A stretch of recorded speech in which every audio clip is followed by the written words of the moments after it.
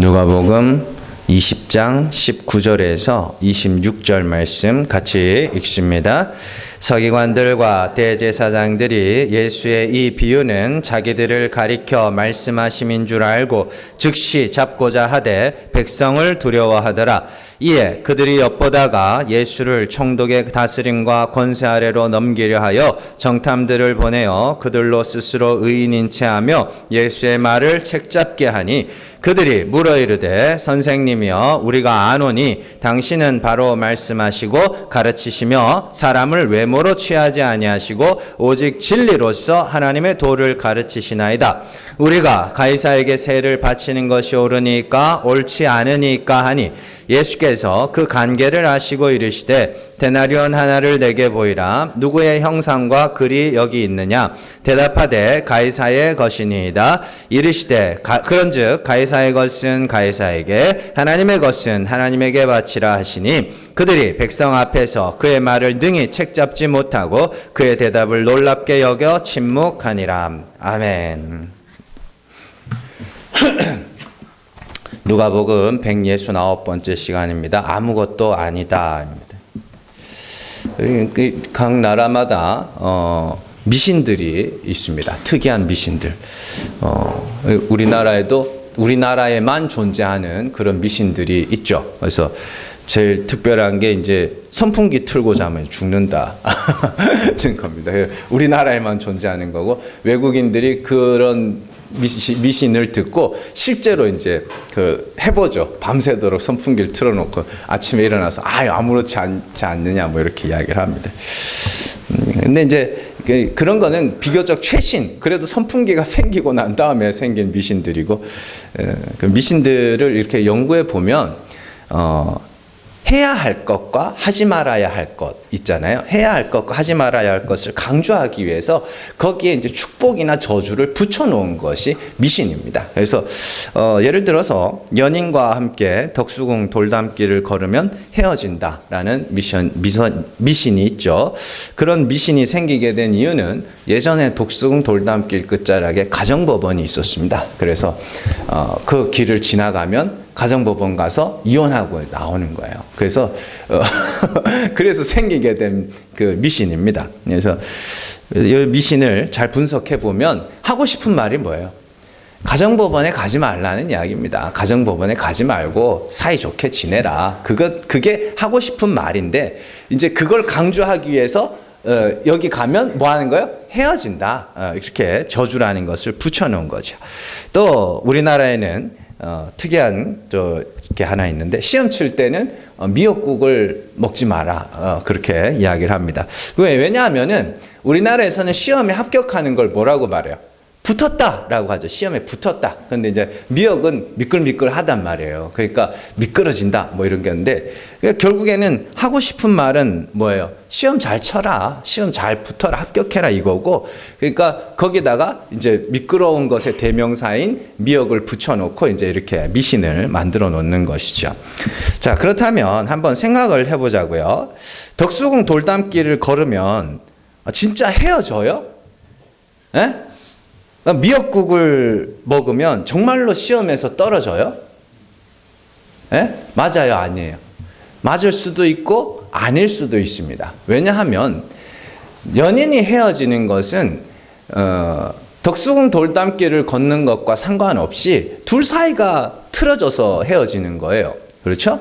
그리고 시험에 합격하는 것도 미역국과는 아무 상관없어요. 실력이 있느냐 없느냐. 그러니까 미역국을 먹고 붙을 수도 있는 거고 먹고 떨어질 수도 있는 거예요. 왜냐하면 미역국하고는 아무 상관이 없는 것이죠. 그래서 진짜 원인을 알게 된다면 미신에서 자유로울 수 있고 더 나아가서 그 미신이 아무것도 아니라는 것을 알 수 있습니다. 오늘 우리가 살펴볼 것이 이 아무것도 아니다라는 거거든요. 잘 생각을 해보셔야 됩니다. 아무것도 아니라는 것은 거기에 어떤 의미도 부여하지 않겠다 합니다. 긍정적인 의미도 부정적인 의미도 부여하지 않겠다예요. 자, 그래서 덕수궁 돌담길이 예뻐서 걸을 수도 있고 걷지 않을 수도 있으며 시험날 미역국 좋아하는 사람들은 미역국 먹을 수도 있고 안 먹을 수도 있어요. 왜냐하면 연인이 헤어지는 거하고 덕수궁 돌담길을 하고 걷는 거하고는 아무 상관이 없는 걸 이젠 알았거든요. 그러니까 그걸 아무 그 의미를 부여하지 않는 거죠. 미역국도 마찬가지죠. 미역국을 먹고 안 먹고가 내가 시험 치는데 아무런 영향을 주지 않아요. 그렇기 때문에 그냥 먹든지 말든지 뭐 아무 상관이 없는 거죠. 이 상태를 자유라고 이야기를 하는 겁니다. 그래서 덕수궁 돌담길을 걸으면 헤어질까봐 걷지 못하는 사람도 덕수궁 돌담길을 걸으면서 절대 헤어지지 않는다고 하는 사람도 전부 다 거기에 의미를 부여하고 있는 거예요. 마찬가지죠. 미역국 역시 마찬가지죠. 먹으면 떨어진대. 이것도 의미를 부여하는 거지만 먹어도 안 떨어진대. 이것도 의미를 부여하고 있는 거예요. 아무것도 아닌 거는 그런 겁니다. 아무 상관이 없는 거. 이게 이제 우리 신앙생활에 굉장히 중요한 부분입니다. 성도의 구원은 오직 믿음으로 얻는 것이며 행위로 얻는 것이 아닙니다. 하나님은 죽은 자를 살리시는 분이심을 그리스도로 말미암아 믿고 그리스도와 같은 죽음을 죽고 하나님의 다시 살리심을 소망하는 자, 주의 긍휼하심을 부르짖는 자들은 하나님의 은혜로 말미암아 구원을 얻게 됩니다. 자, 로마서 4장 4절 말씀 같이 읽습니다. 의로 여기심을 받을 우리도 위함이니 곧 예수 우리 주를 죽은 자 가운데서 살리신 이를 믿는 자니라. 아멘. 잘 보세요. 이 말씀 여러분들 꼭 외우고 계셔야 됩니다. 우리가 믿는 것은, 예수를 믿는다고 하는 것은 예수 우리 주를 죽은 자 가운데서 살리신 이를 믿는 겁니다. 이건 사도 바울의 말, 예수를 믿는다가 뭐냐면 예수께서 나타내신 하나님을 믿는 거예요. 그러니까 예수 우리 주를 죽은 자 가운데서 살리신 이가 누구예요? 하나님이죠. 그 하나님을 믿는 거예요. 이건 바울의 말뿐만 아닙니다. 베드로전서로 가볼게요. 베드로전서 1장 21절 말씀 같이 읽습니다. 너희는 그를 죽은 자 가운데서 살리시고 영광을 주신 하나님을 그리스도로 말미암아 믿는 자니 너희 믿음과 소망이 하나님께 있게 하셨느니라. 아멘. 바울의 말과 똑같아요. 베드로가 뭐라 그래요? 너희는 그가 누가? 예수님을 죽은 자 가운데서 살리신, 어떻게? 죽은 자 가운데서 살리시고 영광을 주신 하나님을 그리스도로 말미암아 믿는 자니 너희 믿음과 소망이 하나님께 있게 하셨다. 그러니까 예수를 믿는다는 건 뭐냐면 예수를 죽은 자 가운데서 살리신 그 하나님을 믿는 거예요. 그러니까 이걸 여러분들 이런 구절들은 잘 외우고 계셔야 돼요. 왜냐하면 성경에는 이렇게 요약한 말들이 많아요. 요약한 말. 그래서 요한복음 같은 데 가면 내 말을 듣고, 예수님이 하신 말씀 5장 24절, 내 말을 듣고 나 보내신 이를 믿는 자는 영생을 얻는다 그래요. 그러니까 내 말이 뭐예요? 예수님의 말이 뭐예요? 예수께서 지금 무슨 말? 하나님에 대해서 말씀하시잖아요. 그래서 내 말을 잘 듣고 나 보내신 그 하나님을 믿는 자는 영생을 얻어. 그래 놓고는 그 다음부터는 날 믿어 이런다고요. 뭔 말인지 아시겠어요? 그러니까 예수를 믿는다는 건 예수께서 나타내신 하나님을 믿는 거예요. 그 하나님은 죽은 자를 살리시는 분이시고, 그러니까 우리가 그 하나님이 죽은 자를 살리시는 분이니까 우리는 뭐 해야 돼요? 죽어야 되죠. 하나님이 살리셔야 할 죽은 자, 그걸 그리스도와 연합하여 죽는다. 그리스도와 십자가에 합하여 죽는다라고 이야기를 하는 겁니다. 자, 그래서 그리스도와 같이 죽는다는 것은 율법으로 말미암아 죄가 드러나고 그 죄로 말미암아 율법 전체를 어긴 자처럼 되어 하나님의 긍휼하심만을 바라는, 그게 하나님께 소망이 있는 상태, 하나님께만 소망이. 그럼 누구에게는 소망이 없다는 거예요? 세상 소망, 세상에 언제 소망 가진 적 있으세요? 예? 누구에게? 인간은 원래 자기에게 소망을 두고 삽니다. 구원을 바라는 사람들은 내게 소망을 두고 살아요. 내가 얼마나 착하고 신실하고 거룩하게 살았느냐에 따라서 내 구원이 결정되겠지. 그게 내게 소망이 있는 거고, 내게 나를 향한 소망이 딱 끊어지고 하나님께만 소망이 있는 상태, 그걸 그리스도와 같이 죽었다고 이야기를 하는 겁니다. 좀 낯설어도 계속해서 들으시면 무슨 말인지 좀 이해가 되실 겁니다. 그러니까 이단은 아니니까 걱정하지 마세요. 자, 중요한 것은 내가 어떻게 살았느냐가 아니라 하나님의 긍휼하심을 부르짖었다는 겁니다. 내가 어떻게 살았든지 간에 나는 하나님의 긍휼하심을 부르짖었다. 그게 중요한 거예요. 내가 어떻게 사는 게 중요한 게 아니라는 이야기입니다. 그래서 구원받은 사람들에 대해서 율법에 대하여 죽은 자라고 이야기를 하는 거예요. 율법에 대하여 죽었다는 것은 율법의 행위로는 구원에 이를 수가 없음을 알고 율법의 의를 뭐 한 거예요? 포기한 자. 그러니까 그 다이어트 명언이 있죠. 다이어트 하시는 분들 명언 있어요. 뭐예요? 포기하면 편해입니다. 포기하면 편해. 다이어트 하려고 하지 말라는 거죠. 근데 어쨌든 그런 겁니다. 율법에 대하여 죽었다는 건 내가 의롭게 되고자 하는 그 마음을 죽었다. 그게 죽었다는 이야기예요.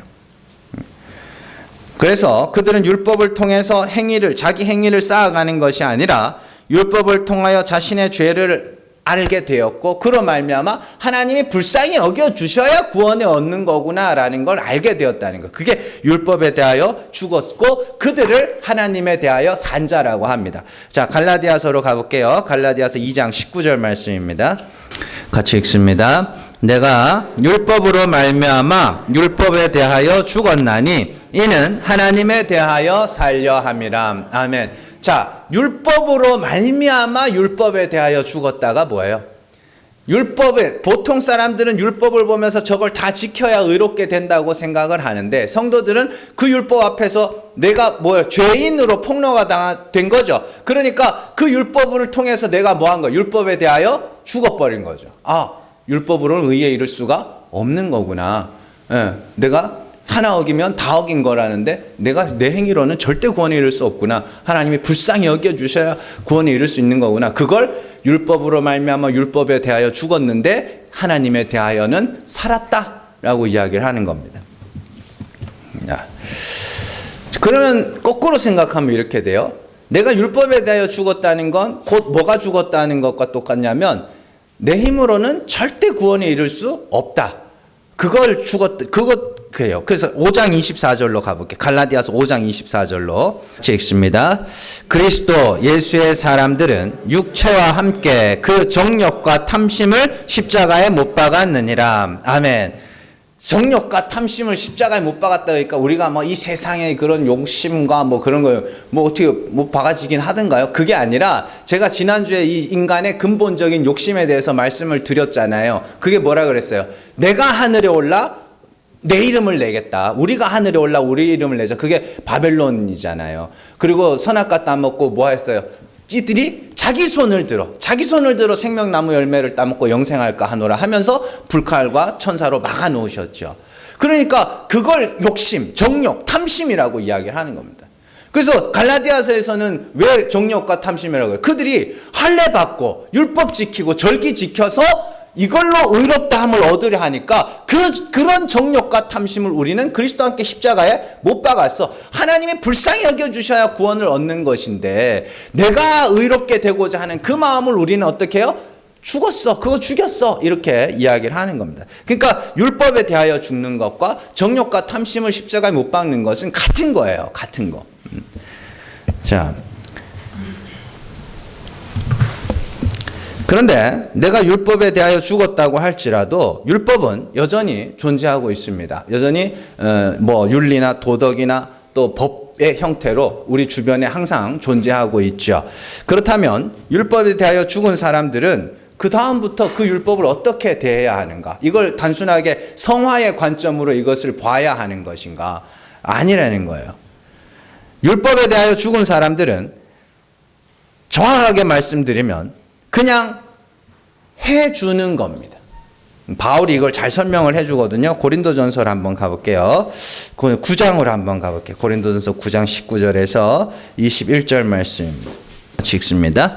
내가 모든 사람에게서 자유로우나 스스로 모든 사람에게 종이 된 것은 더 많은 사람을 얻고자 함이라. 유대인들에게 내가 유대인과 같이 된 것은 유대인들을 얻고자 하며 율법 아래에 있는 자들에게는 내가 율법 아래에 있지 아니하나 율법 아래에 있는 자 같이 된 것은 율법 아래에 있는 자들을 얻고자 하며 율법 없는 자에게는 내가 하나님께는 율법 없는 자가 아니요 도리어 그리스도의 율법 아래에 있는 자이나 율법 없는 자와 같이 된 것은 율법 없는 자들을 얻고자 함이라. 여기서 중요한 것은 사도 바울이 여기서 강조하는 것은 율법에 대하여 자유롭다가 아닙니다. 사도 바울이 여기서 강조하는 것은 사람들을 얻고자 함이라입니다. 뭔 말인지 아시겠어요? 그래서 마지막에 23절에 복음을 위하여 모든 것을 행한다고 나오는 거예요. 그러니까 이게 얼마나 지금 이 교회 안에서 쓸데없는 논의가 벌어지냐면 술은 먹어도 돼요? 안 먹으면 안 돼요? 담배는 펴도 돼요? 안 펴요? 그게 중요한 게 아니라고요.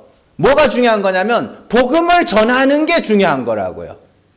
자, 우리를 살리는 게 예수 그리스도의 십자가라며요. 하나님은 죽은 자를 살리시는 분이라며요. 근데 아무도 죽지를 못하니까 그 우리가 전하는 거 아닙니까? 하나님이 그런 분이라고. 그걸 전해야 돼요. 그래서 전하는 데 있어서 보니까 이 사람은 율법이 있는 자네? 그럼 율법이 있는 자처럼 행해 주는 거고, 저 사람은 율법이 없는 자네? 율법 없는 자처럼 행해 주는 거예요. 그게 중요한 게 아니라는 겁니다. 중요한 건 복음을 전하는 것이지, 사람들을 얻기 위해서 복음을 전하는 것이지, 내가 어떻게 살아가는가가 중요한 것이 아니라는 겁니다. 근데 중요한 건 놓치고 그냥 해주는 거를, 이걸 중요하게 생각을 하는 거예요. 진짜 해야 될 게 뭔지를 모르니까. 여러분들 성경을 보시면요, 여러분들 서신서들을 한번 쭉 읽어보시면 전도해란 말이 잘 안 나옵니다. 제가 몇 번 말씀드렸는데 전도해란 말이 잘 안 나와요, 서신서에 보면. 왜냐하면 당연한 거였거든요. 당연한 거였어요. 너무너무 당연한 거고, 사도들만 전도한 게 아니고 모든 사람들이 다 전도하고 있었습니다. 그래서 하나님이, 여러분들 스데반 집사님 왜 죽였어요? 하나님이 죽였어요. 왜 죽였어요? 흩어져야 되는데 안 흩어지니까. 성령이 임하면 예루살렘과 온 유대와 사마리아 땅끝까지 이르러 내 복음, 내 증인이 돼야 된다고, 될 거라고 했는데, 인간들이 오순절에는 3대 절기 중에 하나니까 다 예루살렘에 모여 있단 말이에요.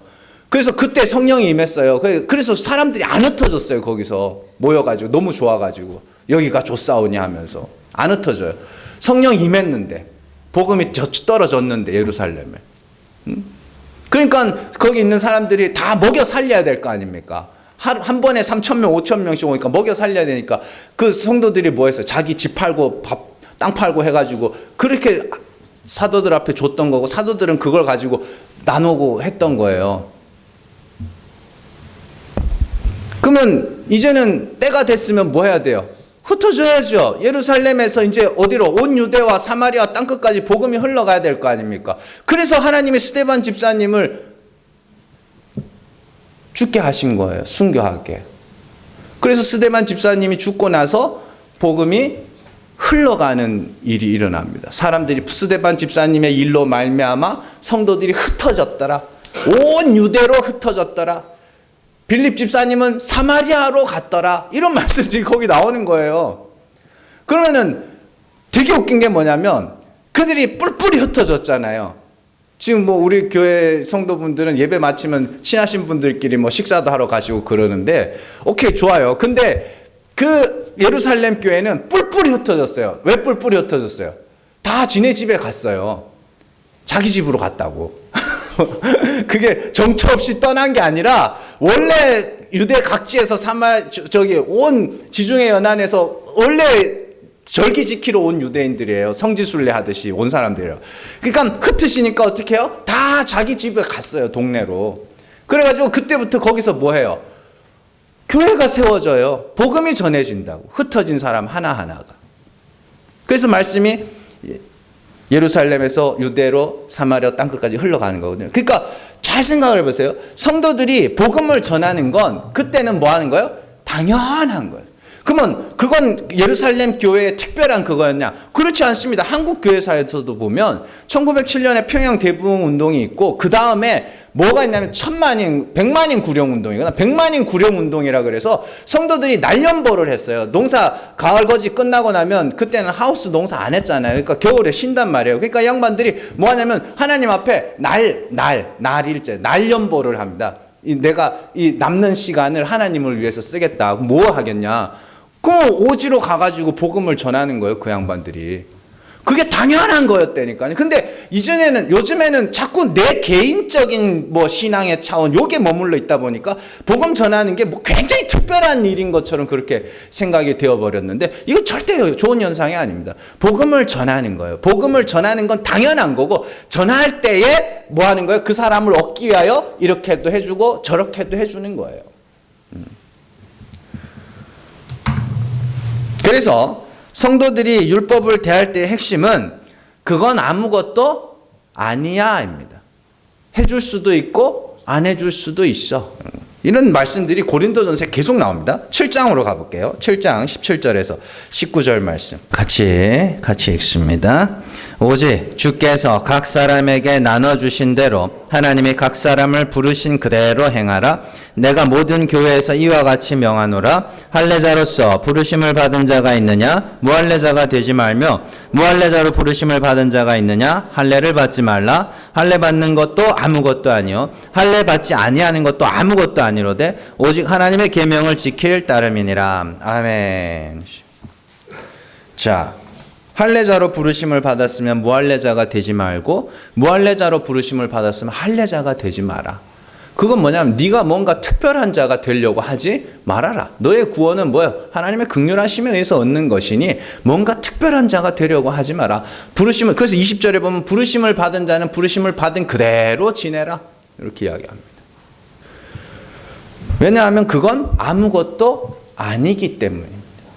중요한 건 뭐예요? 몸에 새긴 할례는 아무것도 아니고 중요한 건 마음의 할례죠. 마음의 할례가 뭐예요? 내가 죽는 거 똑같은 겁니다. 할례나 세례나 이거 뭐 회개나 다 같은 거예요. 자, 그런데 재밌는 게요, 이 사도 바울이 이렇게 고린도전서에 이렇게 썼잖아요. 근데 사도 바울이 그 행적을 한번 쭉 살펴보면 재밌는 장면이 하나 나오는데 자기 주장에 반하는 행동을 한번 합니다. 그 사도행전 보면 사도 바울이 디모데에게 할례를 행하는 장면이 나와요. 그게 사도행전 16장에 나오거든요. 근데 15장에서 무슨 일이 있었냐면 할례 받아야 의롭게 된다 그래가지고 예루살렘 공회가 소집이 됩니다. 그리고는 그 공회에서 우리가 구원 얻는 것은 그리스도의 은혜로 말미암아 얻는 거라고 확정을 지어놓고 16장에 넘어와서 바로 디모데에게 할례를 주는 장면이 나와요. 한번 가볼게요. 자, 사도행전 16장 1절에서 3절입니다. 자, 같이 읽습니다. 바울이 더베와 루스드라에도 이르매 거기 디모데라 하는 제자가 있으니 그 어머니는 믿는 유대 여자요 아버지는 헬라인이라. 디모데는 루스드라와 이고니온에 있는 형제들에게 칭찬받는 자니 바울이 그를 데리고 떠나고자 할새 그 지역에 있는 유대인으로 말미암아 그를 데려다가 할례를 행하니 이는 그 사람들이 그의 아버지는 헬라인인 줄 다 알미러라. 아멘. 바로 앞에 15장에서 율법 할례 받지 말아라. 할례로는 구원이 이르는 게 아니라 그리스도의 은혜로 얻는 거라고 시컷 와 회의까지, 전체 교회 회의까지 해가지고는 그래놓고는 16장에서 바로 바울이 디모데에게 할례를 행한다고요. 왜 그래요? 지금 디모데를 데리고 뭐 하려고 그래요? 전도 여행 가려고 그래요. 근데 유대인들은 뭐예요? 이 할례 받지 않은 사람하고는 밥도 같이 안 먹고 근처에 오지도 않습니다. 그러니까 거기 3절 말씀에 보면 그게 있죠. 바울이 그를 데리고 떠나고자 할새 그 지역에 있는 유대인으로 말미암아 그를 데려다가 할례를 행하는, 이렇게 됩니다. 유대인들에게 아무리 이 혼혈이잖아요, 디모데가. 그러니까 아무리 뭐 저기 있어도 유대인에게도 복음을 전해야 되고 이방인에게도 복음을 전해야 되는데, 그래도 유대인에게도 복음을 전해야 되니까 유대인이 근처에는 갈 수 있어야 될 거 아닙니까? 그래서 할례를 행하는 거예요. 거기서 복음 때문에. 아무것도 아니니까. 그건 아무것도 아니니까 해도 잘하는 것도 아니고 못하는 것도 아니고, 안 한다고 잘하는 것도 아니고 못하는 것도 아니고, 다만 그리스도의 복음을 위해서 뭐 하는 거예요? 복음을 전하는데 네가 할례 받지 않은 게 조금 그게 있을 수 있어. 그러면 할례 받아. 아무것도 아니에요. 이렇게 가는 겁니다.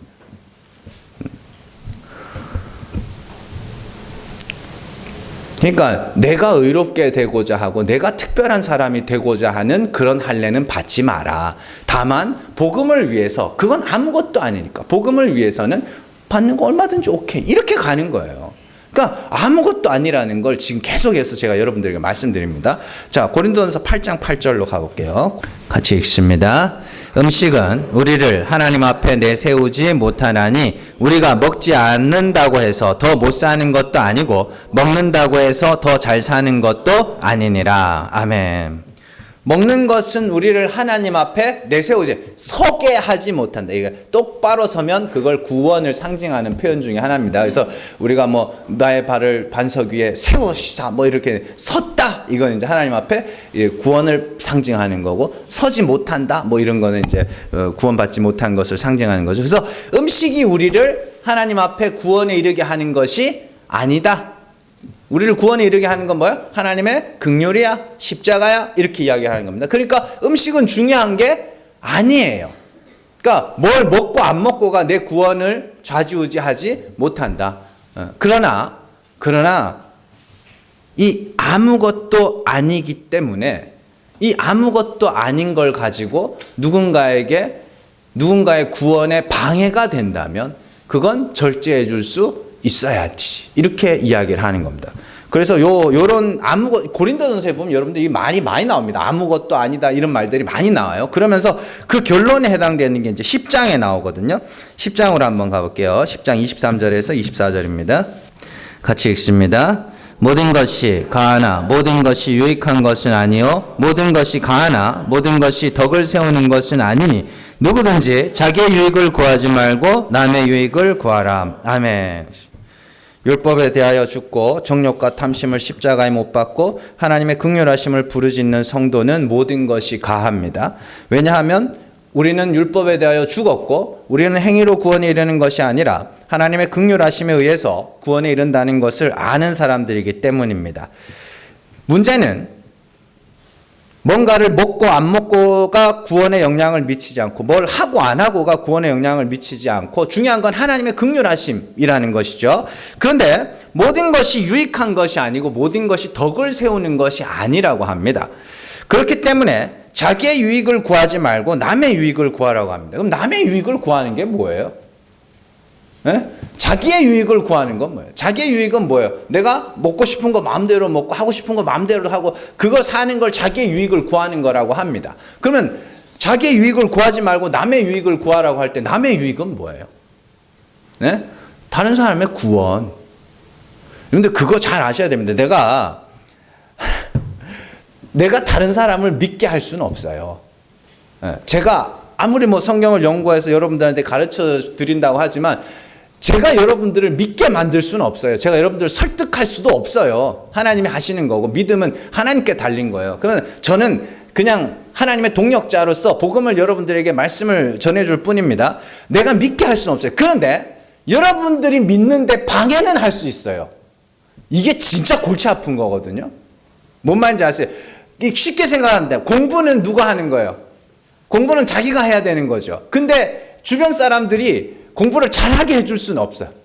그죠? 근데 뭘 할 수 있어요? 방해를 할 수 있어요. 진짜래요. 그래서 제 애들 막 시험 공부한다고 막 그러면은 이제 눈치 없이 그냥 텔레비 틀고 막 이러고 있다고. 그러면 이거는 공부를 하라는 거야, 말라는 거예요. 에? 하라는 것도 아니지만, 말라는 것도 아니지만 어떻게 해요? 공부하는데 방해가 되겠죠. 그럼 조용히 해줘야죠. 공부하겠다고 그러면 참아줘야 되고. 그런 거 똑같은 거예요. 내가 믿게 할 수는 없는데 내 행위가 다른 사람들의 신앙생활에 방해가 될 수는 있다. 그러니까 막 찬송가 부르고 있는데 빡 소리 지르니까 깜짝 놀래가지고 반주도 막 멈추고 이러잖아요. 그런 거예요. 인간은 그런 거예요. 믿게 할 수는 없지만, 그러니까 내가 다른 사람을 부자로 만들 수는 없어도 그 사람을 가난하게 만들 수는 있다니까요. 인간이. 참 이게 골치 아픈 거죠. 그런 거예요. 그래서 다른 사람의 자기 유익을 구하지 말라는 것은 네가 하고 싶은 거, 먹고 싶은 거 다 할 수 있고 다 먹을 수 있어. 근데 그거는 좀 참아. 왜냐하면 네가 하고 싶은 거 다 한다고 하면 어떻게 돼요? 다른 사람들이 복음을 듣고 예수를 믿는데 방해가 될 수 있어. 그거예요. 그러면 한번 생각을 해보자고. 내가 하고 싶은 거 하는 것과 다른 사람들을 구원하는 일 중에 어느 것이 더 귀하냐, 가치 판단을 해보라는 거예요. 어느 것이 더 가치 있는 일이냐. 누군가를 구원하는 일이 훨씬 가치 있는 일이죠. 그래서 사도 바울이 뭐라 그래요? 내가 고기를 먹는 것 때문에 누군가가 실족한다면 나는 평생 고기 안 먹을 거야. 자, 오늘 이야기 이제 그런 겁니다. 오늘 이야기, 오늘 말씀들 오늘 말씀은요, 교계에서 자주 사용되는 말씀 중에 하나입니다. 근데 참 이게 설교에도 유행이 있다는 게 참 많이 느껴지는 게, 예전에는요, 하나님의 것은 하나님에게, 가이사의 것은 가이사에게 이렇게 말했잖아요. 그러면 옛날 목사님들은 하나님의 것은 하나님에게를 강조했습니다. 네가 가지고 있는, 당신들이 가지고 있는 그 재산 이런 것들이 다 하나님에게서 온 거 아니냐. 그러니까 하나님의 것은 하나님에게 바쳐야지. 왜 막 이게 그거를 강조하다가 요즘에는 이제 기독교가 많이 욕을 먹고 있잖아요. 그래서 뭐 교회의 어떤 부패나 뭐 비윤리적, 비도덕적인 그런 모습들이 막 자꾸 언론을 타고 이러니까 이제는 뭐를 강조하냐면 가이사의 것은 가이사에게를 강조하는 거예요. 네? 세상의 규칙을 지켜주라는 거예요. 욕먹을 짓 하지 말고. 과연 그런 이야기일까? 그거 한번 살펴보도록 할게요. 자,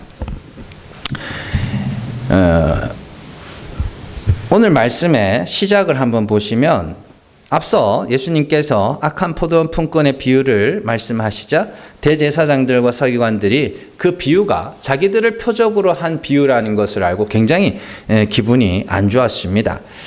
자, 왜냐하면 예수님의 비유를 잘 들어보면 누가, 자기들이 악한 포도원 품꾼이며 자기들이 어떻게 해요? 예수라는 돌을 버린 건축자들이라는 것을 알 수 있기 때문이죠. 그래서 그러니까 그런 거 있어요.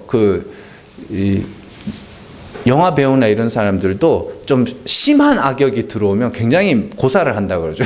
자기가 나쁜 이미지가 될까봐.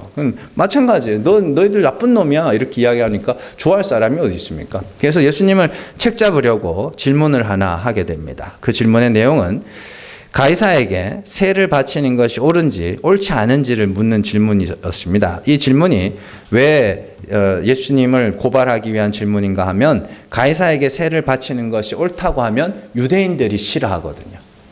유대인들이 싫어하고, 그리고 이제 가이사에게 세를 바치지 말아야 한다고 하면 로마법을 어기는 것이 되죠. 그래서 올무에 걸리게 하는 그런 질문들입니다.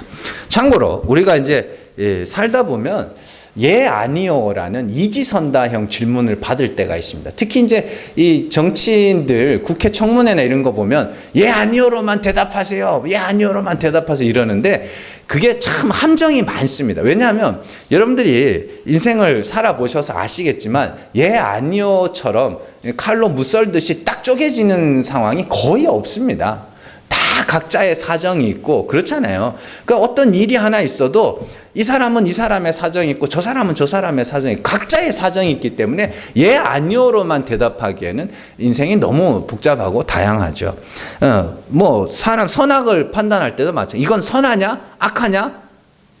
그래서 어르신들이 이야기하는 거 보면 참 재밌습니다. 어르신들이 이야기하면 에이 저 사람이 저러면 안 되지라고 하면서 그래도 저 사람이 이래서 그럴 수밖에 없었을 거야 이렇게 이야기를 해요. 그러니까 이 어르신들하고 이야기를 해보면 말이 많아. 말이 많은 게 아니고, 말이 많은 게 왜 그러냐면 이 사람 사정 저 사람 사정을 다 알기 때문에 그걸 다 말을 해요. 그러면 그런 거는 좀 보고 배워야 됩니다. 인생이, 우리는 예 아니요 뭐 이것 아니면 저것 선 악 이렇게 딱 잘랐으면 좋겠지만 사실 그렇지 않아요.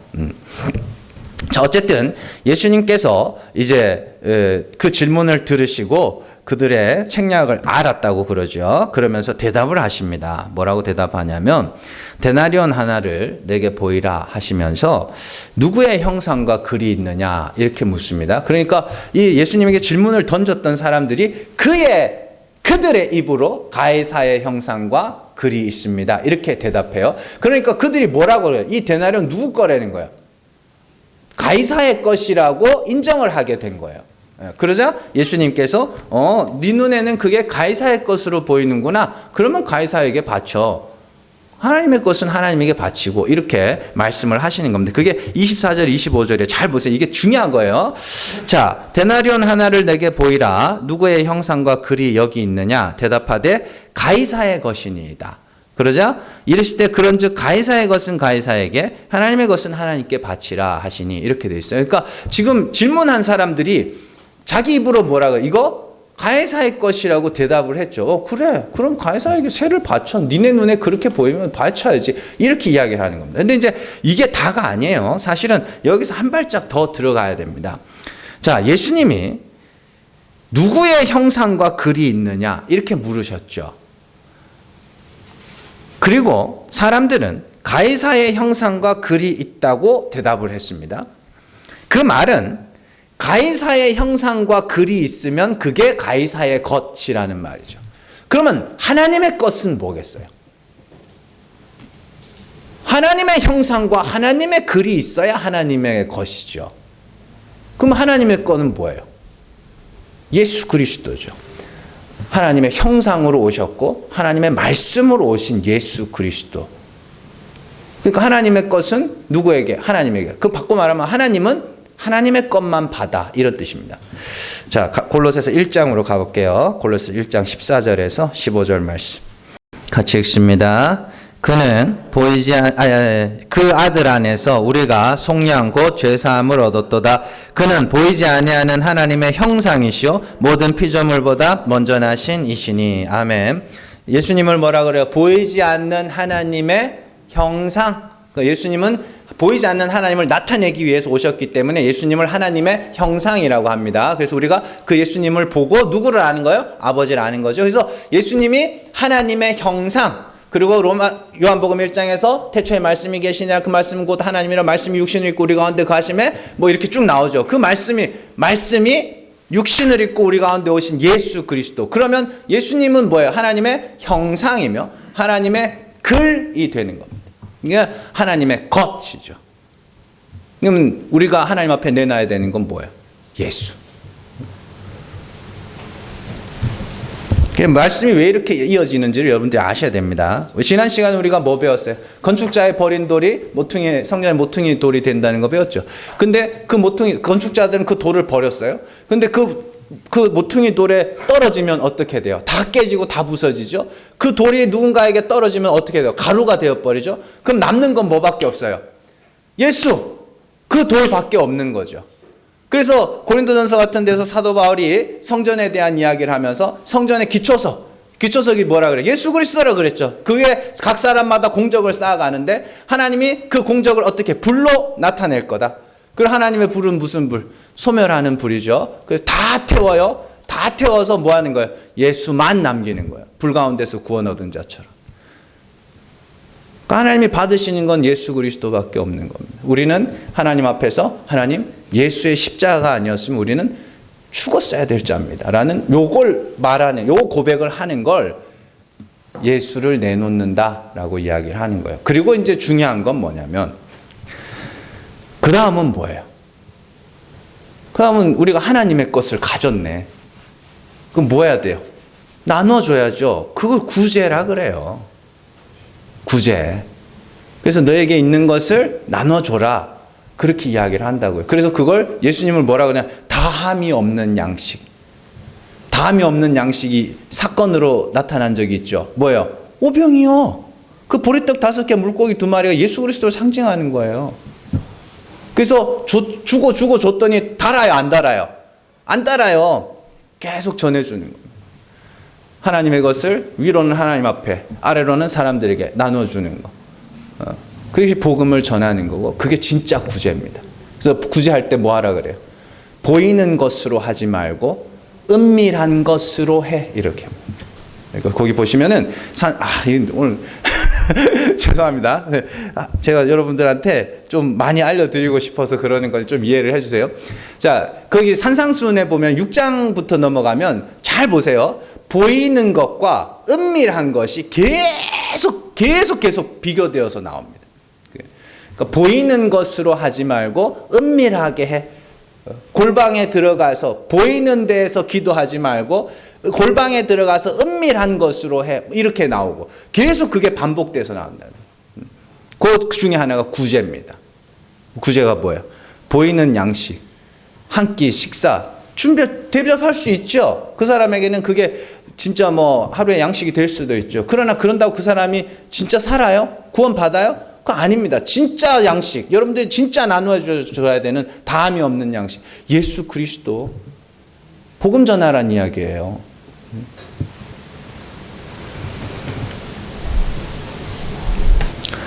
그래서 복음을 전할 때에 어떻게 하라고요? 가이사의 것은 가이사에게 지켜줘. 사람들이 그렇게 규칙과 원칙 지켜줘. 왜 복음을 전하면서 그 복음을 통해서 누군가를 구원하는데 너의 삶이 방해가 되게 해? 지켜줘. 그런 이야기입니다. 왜냐하면 그건 아무것도 아니니까. 아무것도 아니니까 해줘 그냥. 그 가지고 막 쓸데없이 싸우고 뭘 어떤 목사님이 그냥 잠이 안 와가지고 포도주를 먹어야 되겠다고 좋은 포도주 있으면 소개해달라고 강단에서 그 이야기를 했어요. 했더니 아이고 그게 일생의 걸림돌이 돼가지고 그 큰 교회 목사님이 총회장 한번 못해 묻고 그러고 은퇴했습니다. 그 말 한마디 때문에. 진짜 유치해요. 보면 그게 뭐라고. 아니 예수님이 말씀하셨죠. 사람의 입으로 들어가는 것이 그 사람을 더럽게 하는 게 아니라고 그랬잖아요. 그게 뭐라고 그렇게까지 그러냐고. 중요한 건 내가 뭘 먹고 안 먹고 뭘 하고 안 하고가 아니라 복음을 전하는 거예요. 여러분들 진짜로 이거는 해보신 분은 알아요. 내가 이 사람을 전도해야 되겠다. 이 사람에게 복음을 전해야 되겠다. 그렇게 마음 먹으면 자동으로 뭐 하는 거예요. 내가 절제하게 됩니다. 당연한 거를 제가 지금 말로 그냥 설명을 해드리는 것일 뿐이에요. 그러니까 여러분들 진짜로 복음 전하셔야 돼요. 가정에서부터. 그리고 가이사의 것은 가이사에게 구체적으로 어떻게, 이게 뭔지 아세요? 가정생활 충실히 하세요. 교회생활 교회에 너무 오래 있지 마세요. 뭐 물론 필요할 때는 와 있으면 예배는 빠지지 마세요. 예배는 오셔야 돼요. 예배는 교회에 너무 오래 있지 말라 그랬다고 일주일에 몇 시간 된다고 그걸 또 빼먹으려고. 직장생활 열심히 하시고요. 가정생활 열심히 하시고 공부 열심히 하시고 어디 가서도 학원에도 가면은 전교 1등 하면은요 학원 공짜로 해줍니다. 학원도 그래요. 그러니까 이왕이면 공부 잘하세요. 직장생활 이왕이면 잘하세요. 욕먹지 마시고. 대신에 뭐 하라고요? 복음 전하시라고. 복음을 위해서 하는 겁니다. 가정에서도 우리 엄마 며칠 전까지만 해도 안 저러던 양반이 그냥 저런다고. 왜 그러지? 어느 날 불러놓고 예수 믿어라. 앞으로 이렇게 맛있는 밥 해줄게 뭐 이러면서 그럼 좀 하시고. 복음을 전하세요. 각자의 자리에서 자신의 역할을 충실히 하는 것이 가이사의 것은 가이사에게 주는 거고, 그리고 하나님의 것을 가졌잖아요. 그러니까 뭐 하는 거예요? 나눠주세요. 이 다함이 없는 양식을 나눠주시고 많은 사람들에게 주의 복음을 증거하시고, 그래서 여러분들의 삶이 복음이 증거되는데 방해가 되지 않도록, 누군가가 믿음을 가지는데 방해가 되지 않도록 성실하게 사세요. 괜히 욕먹고 살지 마시고 잘 기억하시고 그리스도의 십자가를 전하고, 그래서 하나님께서 여러분들을 통해서 많은 사람을 구원하시기를 주님의 이름으로 축원합니다. 기도하겠습니다.